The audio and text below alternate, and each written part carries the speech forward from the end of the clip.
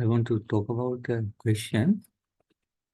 Many students, you think correctly, but you will give the wrong answer for this question. The ball bearing falls at terminal versus cool liquid. The temperature of liquid increases. Now, first the cool liquid, now. Cool liquid. Inside the cool liquid, the ball bearing is falling.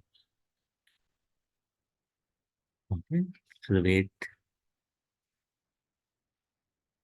will be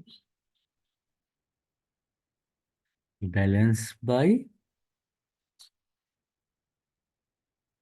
drag.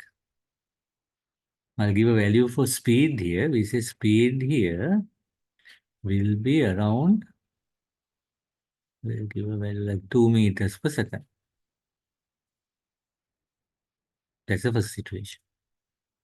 So then they are telling, this is okay to know. When temperature increases, viscosity of the liquid will decrease. Viscosity of the decrease will decrease. There is no issue with that. So one of these two answers will be the answer.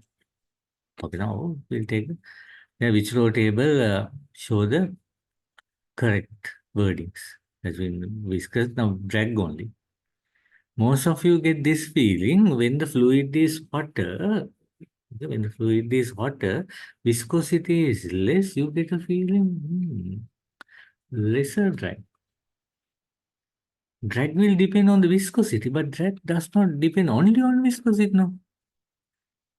F is equal to 6 pi r eta p. Your feeling is correct. But there's another thing there. So I'll come to that. Now, in this situation, I know this set will be constant. Viscosity is decreasing. Viscosity is decreasing. You feel like drag is decreasing. Okay. But what are they telling? In the second liquid, it's reaching the terminal velocity. The hotter liquid. In the hotter liquid, it's reaching the terminal velocity. Now, the object weight did not change. No?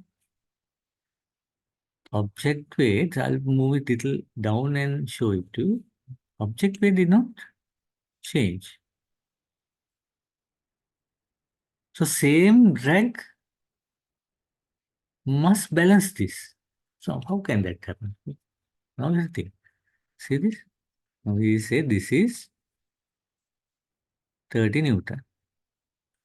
To balance the 30 Newton in the cool liquid as well as the hot liquid, drag should be 30 Newton now. Drag should be 30 Newton. Now here also it should be 30 Newton. Weight is 30 now. How did this happen? Can you guess? What changed? Velocity. So as I move it little down, it will take longer period of time to reach the terminal velocity because higher the speed, higher the drag. So in the hotter liquid, it will reach a high speed. In the hotter liquid, it will reach a high speed. To reach the high speed, it will go a little below, but drag will remain the same. So drag somehow must balance the weight, no?